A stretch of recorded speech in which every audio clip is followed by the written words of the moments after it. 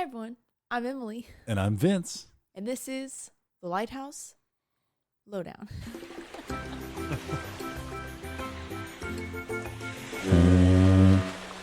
Tried to get you with that one. My finger was hovering on the button. I know. So I realized close. as I paused that you weren't going in hard enough for me to catch you in the act, you know. Vince wants to talk about coffee. I got an iced coffee today, which is different than the latest freezes we've had from Dutch Bros. I guess I could branch out, but in my head, Dutch Bros is for the Golden Eagle, and that's it. Mm-hmm. Which is like because it's special. I mean, all those drinks are super sweet. Yeah. So. And I can get an iced coffee anywhere, which is what I usually get from Scooters. So. Well, I'm pretty sure that I saw them put chocolate milk in mine today. I don't remember what it's called, but. Interesting. So it is chocolate milk with espresso, basically. It actually sounds delicious. I think what I don't like about mocha, the reason why I don't like mocha is because it doesn't taste like chocolate to me. It tastes like... Yeah, it's got some bitterness to it because it's cocoa. Like, typically. That must be it. It's just like too pungent. Mm. I think chocolate milk sounds a lot better than that. It's like the spice of chocolateness. Ew. Bitterness. Some people like spicy chocolate, though. I would despise that. Oh, like people that like spicy margaritas. Ugh. So gross. Anyway, sorry to our listeners that like spicy margaritas. Yeah, but you're wrong. you keep it to yourself. History buoy for the day. Nice.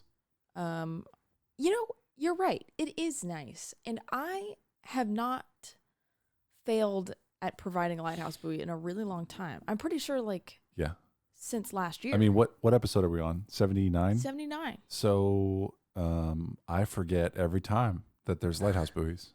Wait, what are you talking about? Like I was just, oh yeah, lighthouse buoy. Yeah, just pleasantly now. surprised? We've done this almost 80 times. But you like them? Yeah, absolutely. Okay. Today's episode buoy is the Canadian Lighthouse Route. I don't know this one. It made me think of, you did a lighthouse. We've done a couple of hike, these. right? Yeah, lighthouse. the Faro de Caminos Yeah. Los de Ferros. Yes. I speak zero Spanish, but it was in Spain. And there's anyways. So it was a whole episode we did. It wasn't a lighthouse buoy.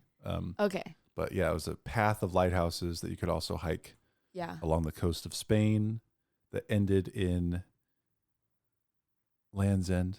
Yes. Terra. The end of the world or whatever. No, I don't know. I can't remember. It was too Spanish. long ago to remember the Pretty details. cool, though. But you guys can go listen to the episode that talks about that if you want to. Mm-hmm. You might want to after hearing this history buoy, which is rockin'. Same vibe driving Nova Scotia. Okay. All right. So for people that don't know, that's Canada. In Nova Scotia alone, I think there's like 160 lighthouses and 50 about. Can you hang that cord up?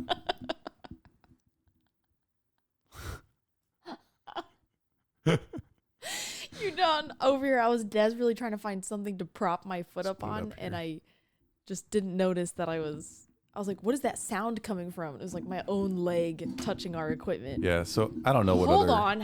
I don't. Okay. She still didn't do what I pointed her to do. Well, I don't know what other lighthouse podcasters do, but we have these really nice microphones, and if you touch the cord, this is what you hear. If you touch the stand, that's pretty much isolated. That's not bad. And because we got those little spring isolators, Yeah. and if you touch the table, sometimes that even one's far like away. putting down the cup,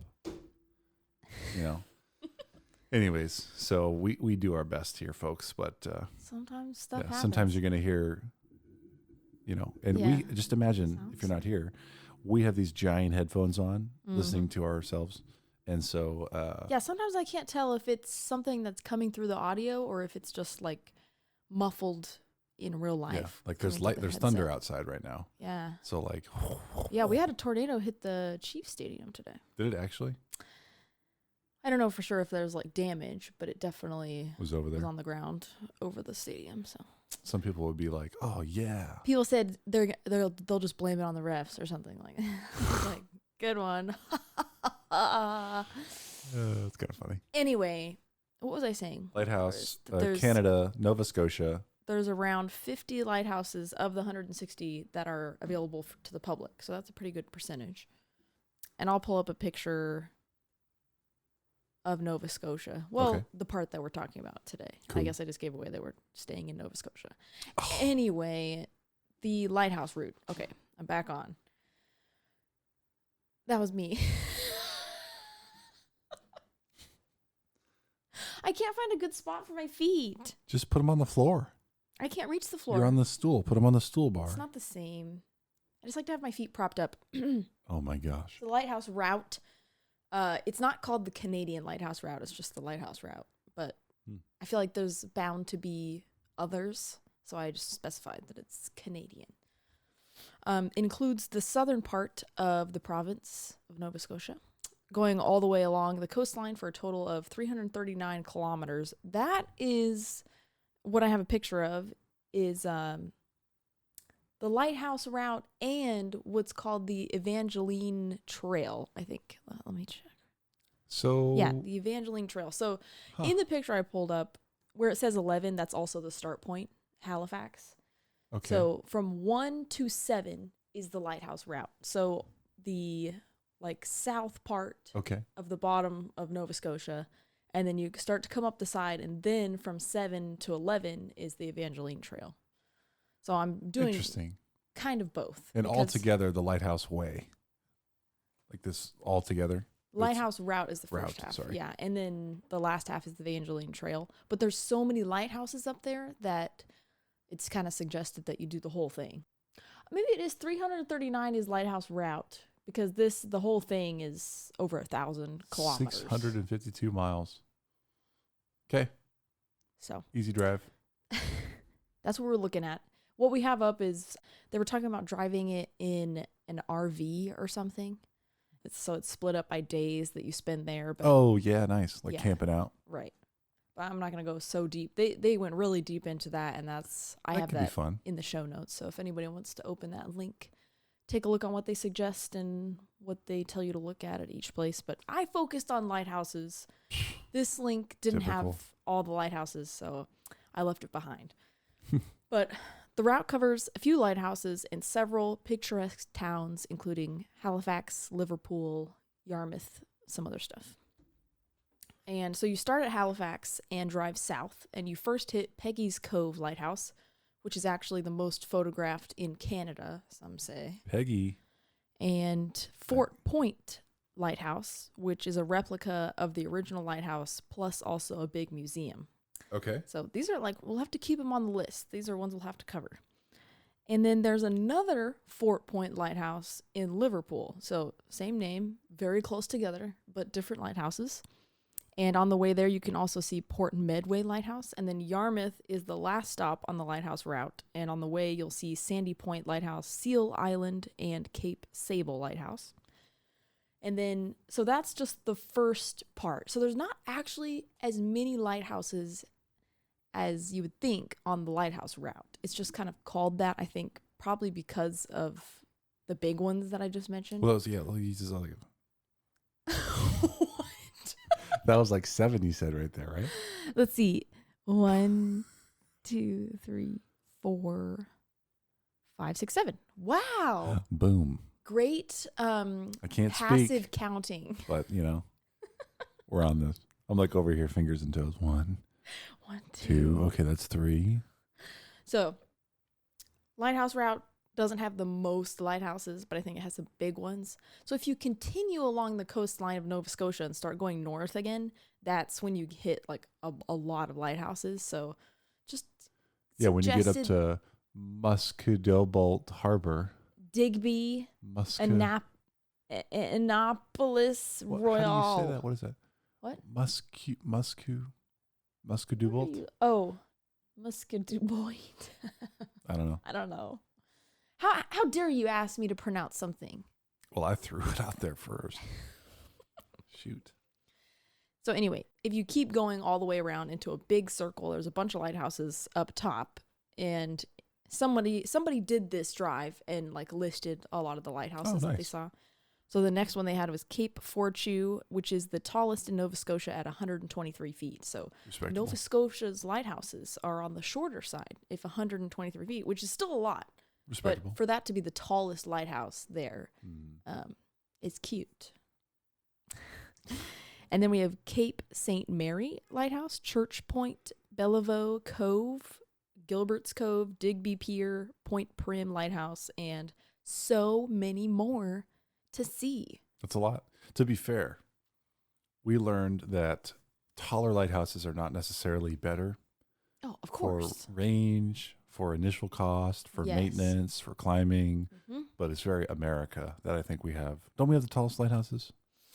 We have a lot of tall lighthouses. Probably on average, if not the tallest. Yeah. We have the tallest lighthouses. Because the only really tall lighthouses they have overseas are because they were supposed to be symbols of power. Yeah. So then they built them to be really tall just for that and not for So like America is like, we need a bigger one. We need more bigger ones. Of them. Where, you can be below the fog in like Triangle Island Light, for example. Which is actually, is that technically? It is Canada, technically. Yeah. But it was built on this high cliff and it was actually above the weather, which for a ship is not useful. No. So, Didn't you say it was like 400 feet in the air or something? It was crazy? way up there. Yeah, 600, I want to say. Something weird. Something wild for an island. Something fell like 600 feet. Anyways, that's a whole episode.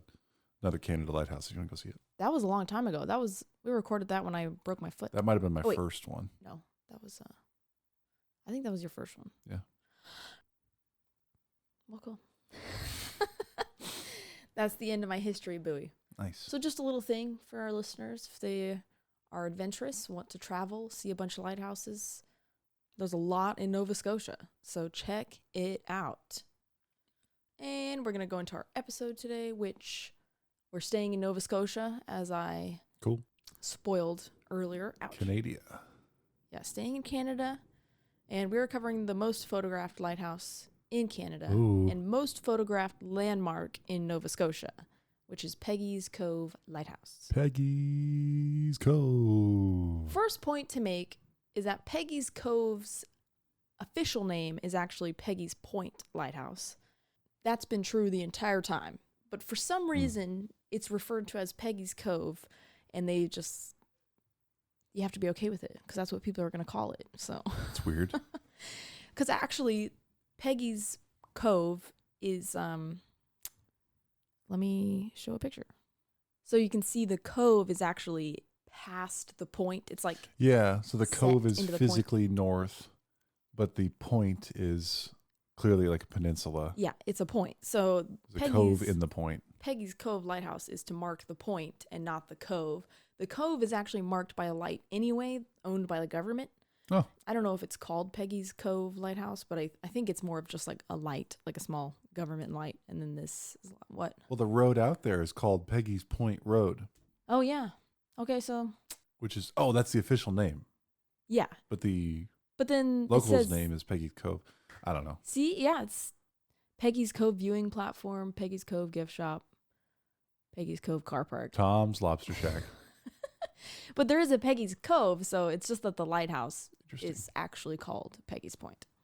So keep that in mind. Mm-hmm. I'm going to keep calling it Peggy's Cove because it's just widely accepted that that's what it's referred to.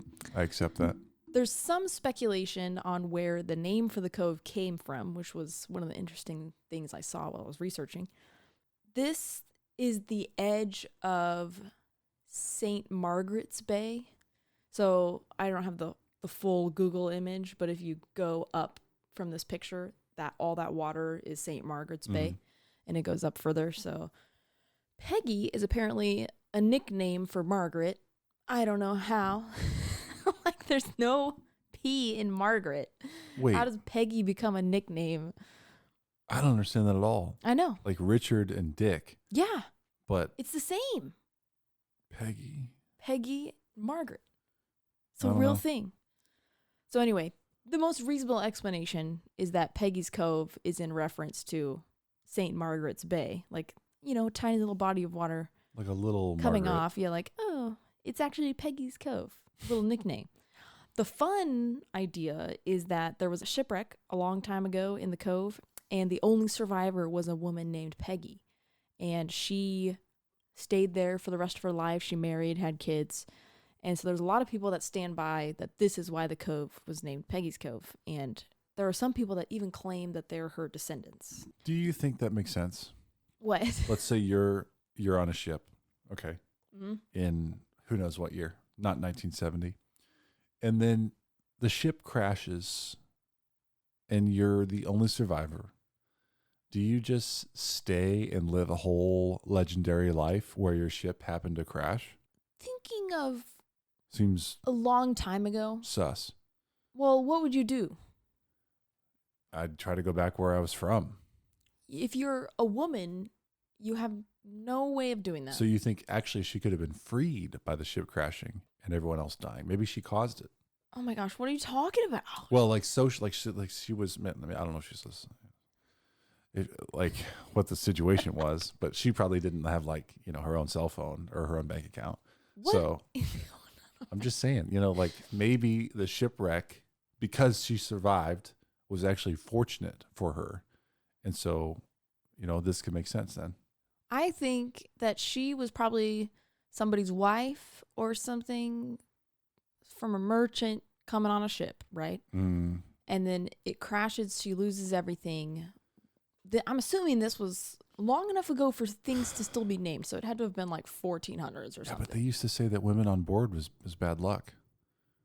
There's so very rarely ever a woman on board a ship that it was actually bad luck. Yeah, but if she's coming to live over here, or like, people came to the New World. I guess we'll have to leave it at legend. Oh my God. Well, how did we get to speculating about... We can't interview her, so... I think that there's no way for you to contact people back home. Nobody's ever going to know that you crashed. You can't go looking. If you find people that are willing to take you in, you have nowhere else to go. Like, there's no reason for a woman at this time to go searching for anything else. Yeah. She just needs to start a new life. That's so crazy. Maybe she was a child at that time. Peggy's kind of like a nickname for a child. Yeah. Or like a little version of... Yeah. Margaret. Yeah. So... That's going to be in our quiz whenever I do a quiz on the show. It's been so long. I'm working on since one. We did it. Oh. I'm just going to put it out there. We're going to do a Lighthouse cocktail hour. Oh my God. With at least one more or two of our friends. So I don't get to be a part of the quiz. No, you'll be there. But I told you I'm serving drinks. You're going to compete against them in this quiz. I'm going to crush them. No. Your questions are going to be harder than theirs. What? Absolutely. I hope I'm not. That's unfair. No, it is fair because you're the host of the show. You're actually the founder of the Lighthouse Slowdown. So what are you doing? You're like listening to the episodes all the way back? I'm not going to tell you all that secret. I want to know how accurate you're going to be. You can't study. I would not. They'll have questions like, which of these is the lighthouse that's the tallest? And it's going to be clearly, you would know. Absolutely. And then they won't know unless they listen to our show. And I'm giving them research now, except they're not going to listen to this, I bet. The people I'm thinking about. And then your questions are going to be harder based on the history of our show or facts that I know that you've heard. We've already established from our most some of our recent episodes that I don't remember things perfectly and will defend them even if I'm wrong. I will have citations. What? It's going to be fun. It's going to be a fun Lighthouse cocktail hour. I'm kind of scared. What if I look like an idiot?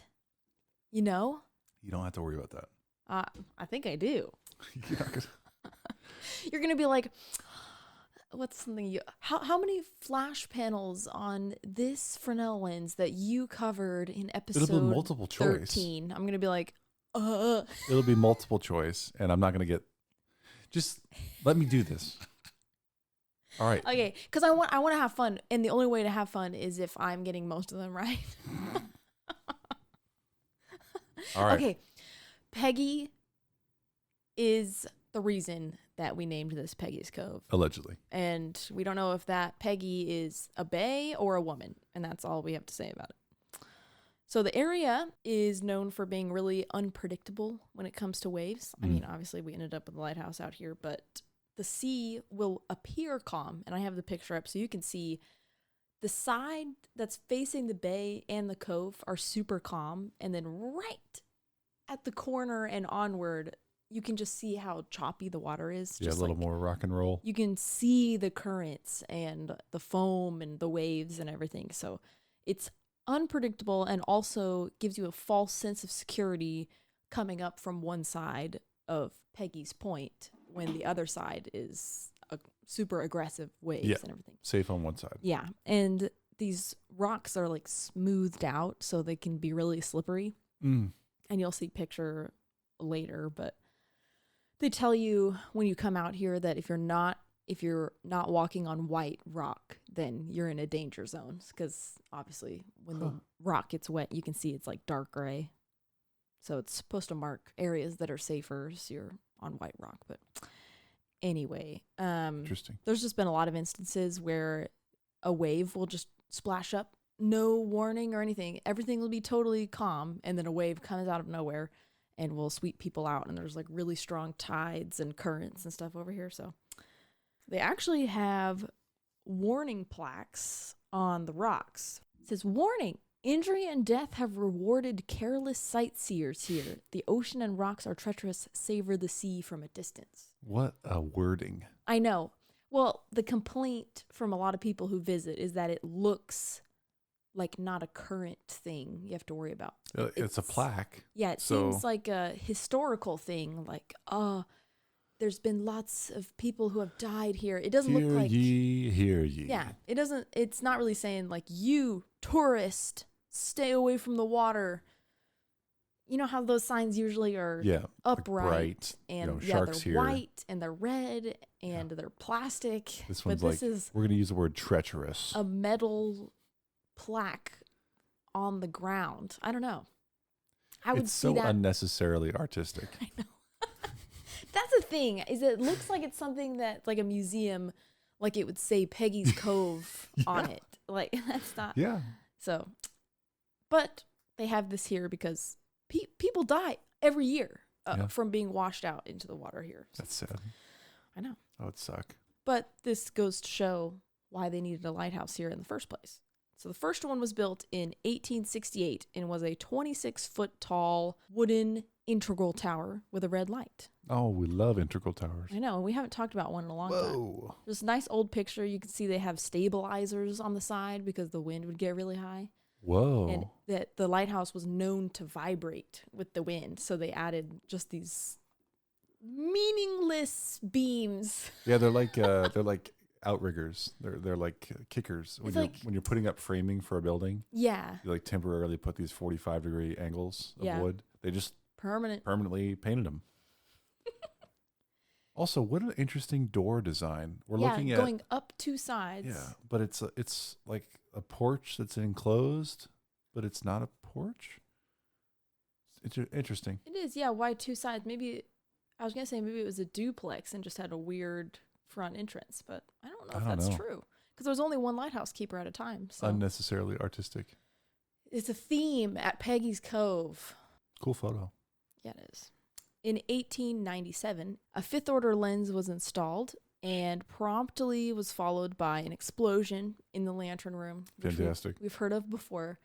There's never any reason given for this, but I'm sure there's lots of stuff going on in the lantern room in the 1800s. So they put the original lens that was in there back inside. I think it was just some metal reflectors. So it wasn't. So they lost their lens really fast. And we know how expensive those are. Yeah, someone got fired. Yeah. 1915, an octagonal light tower was built nearby as a replacement. I think it said like 15 yards away. Okay. So that was crazy. Yeah, I felt the thunder in the floor. It shook the ground. You know Bo is hiding somewhere. Got to be in the kitchen cabinet. It's where he hides when it storms. Love that. That was scary. 15 yards away. It doesn't say why it was replaced. I don't know if it was just, it's a wooden tower, so eventually it just starts to get Well, 1915 is a long time later. Yeah, what was that? What did I say? 1868. Yeah, so that's over 50 years of right on the water's edge, and we established this is a windy, really watery area. Yeah, it turns out vibrating houses don't last very long. Yeah, it was being put to the test. An explosion as well. So. Small insurance claim, like Allstate. Yeah. Like a good neighbor, and you hop up and there's a exploded rooftop. Well, like, I don't know how much we can do about that.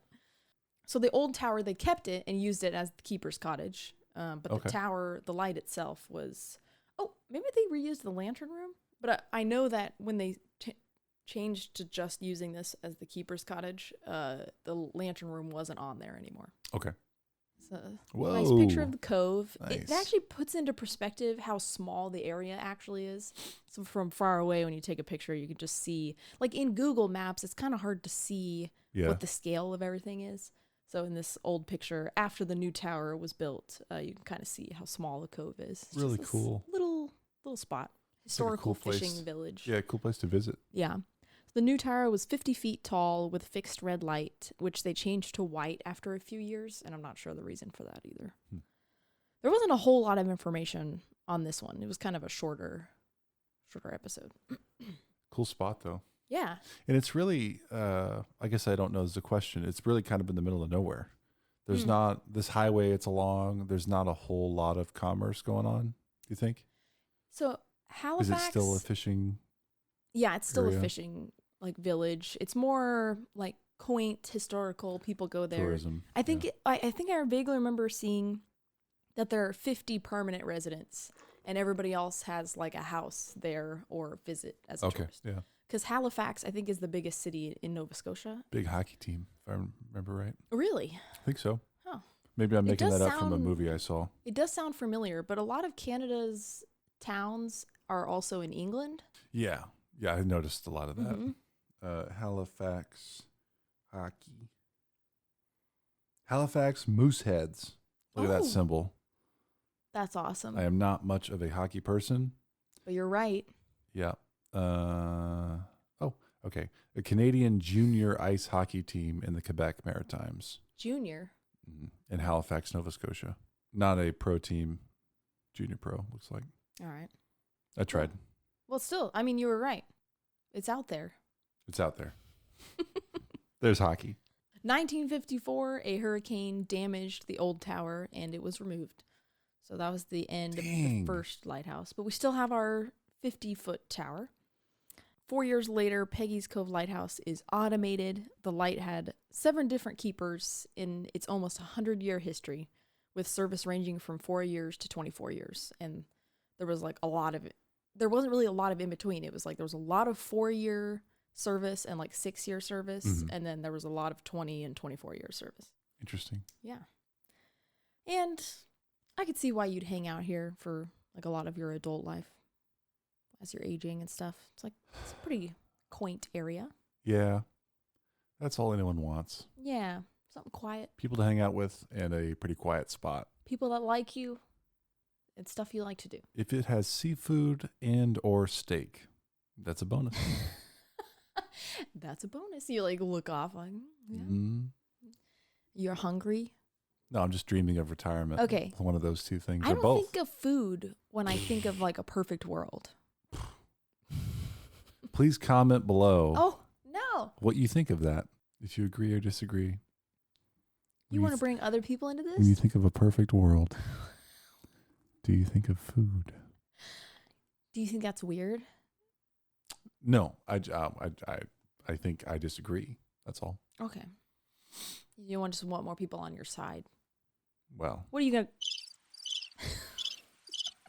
I see your little hand float. I'm moving on. I'm done with your little interruptions. Later, they changed the light to fixed green in the 70s. And then back to red in 2009. I have a picture. Why change the color so many times?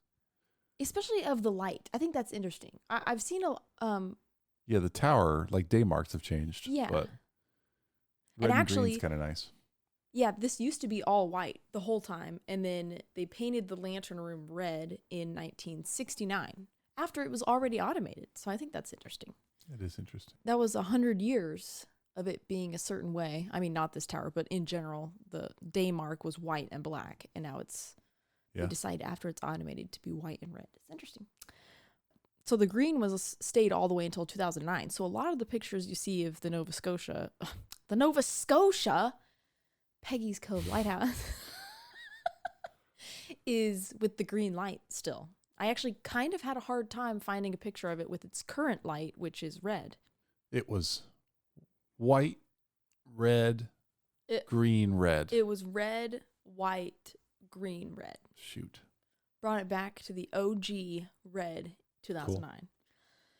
And actually, for a while, the lighthouse was a Canada post office in the lower level. What? Which is fun. Actually, I don't think it was that long ago that they stopped making it a post office because of concerns of mold growth. Actually, I think it was at the same time that they changed the light to red that they also closed the post office. Okay. As far as I have seen, it's kind of difficult. There's the amount of conflicting information on this lighthouse online is mind-boggling. That'll happen sometimes. You just have to choose what you think is right. Pick one and go with it. Yeah, that's the problem, is that we can't, there's no way to tell what is the truth. So you just have to run with something. I just tried to find some piece of information that's listed twice, and then I'm like, okay. It's confirmed. Yeah. Yeah.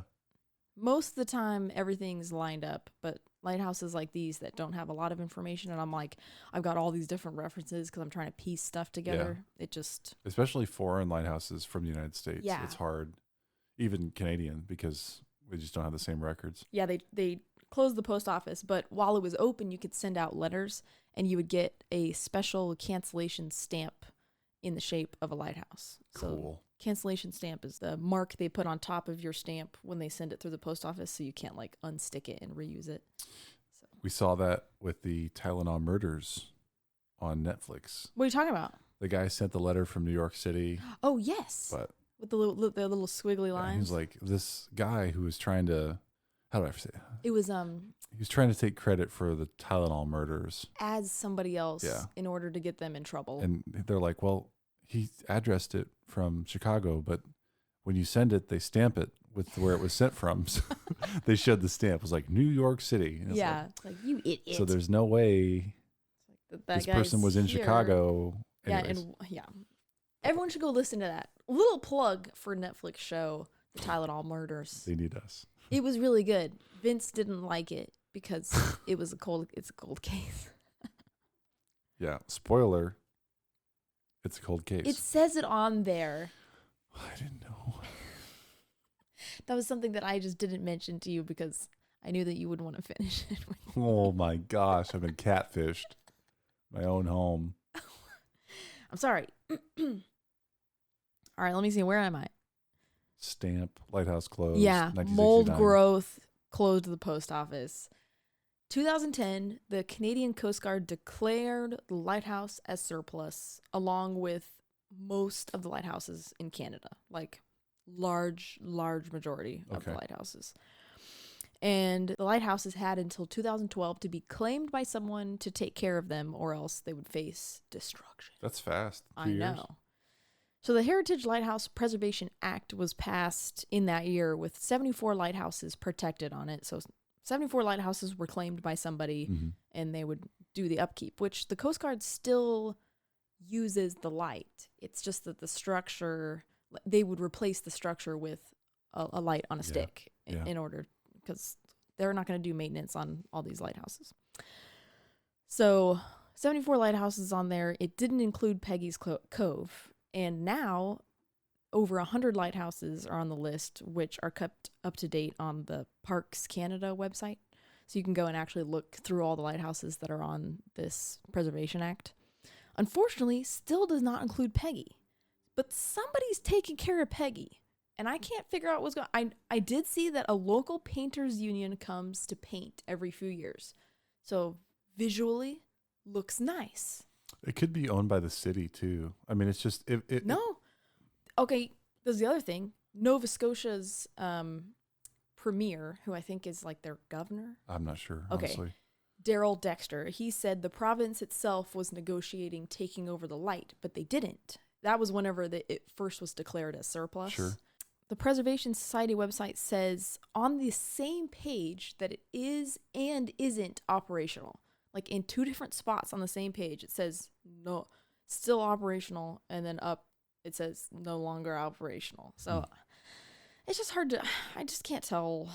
There's a Nova Scotia Lighthouse Preservation Society that was also formed in 1993, and they have a hand in a lot of preservation work over there, but I don't know if Peggy's Cove is on their list. Well, it could be that it's someone's taking care of it that's just not part of the Preservation Act or Preservation Society. Yeah.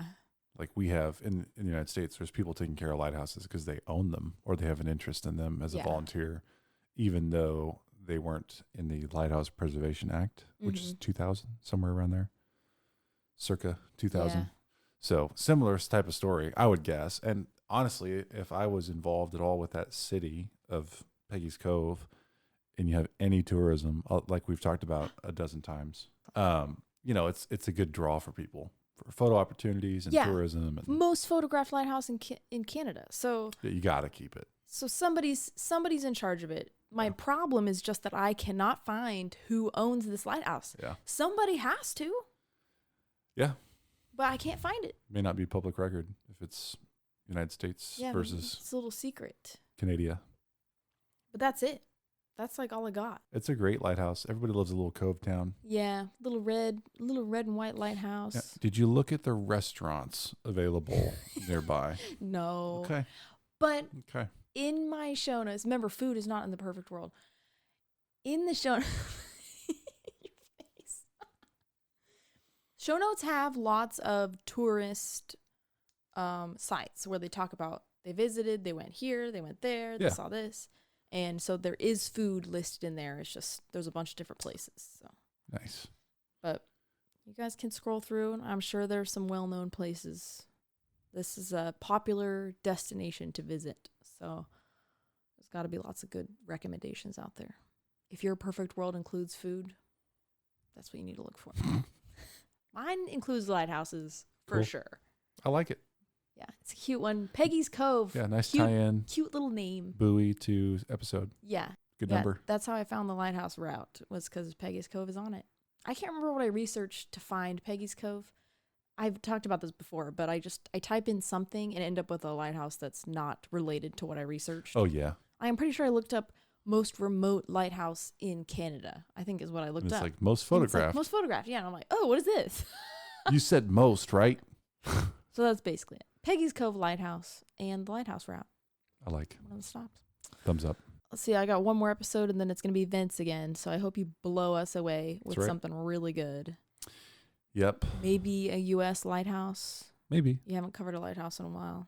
Well, I am going to Sweden here. I know. Shortly. So in any case, I'm just saying. So maybe you should cover a Swedish one. That's what I was hinting at. But, you never let them know your next move. Takes off. No, he's leaving. Vince. Never let them know. On that note, you actually could have just stayed away, except I need someone to press the outro button. Oh, that's what I'm good for. Everyone go to our website, thelighthouselowdown.com, to listen to our episodes, watch our YouTube videos, leave us a review, send us an email, and I hope you catch us next time on The Lighthouse Lowdown. Never let them know your next move.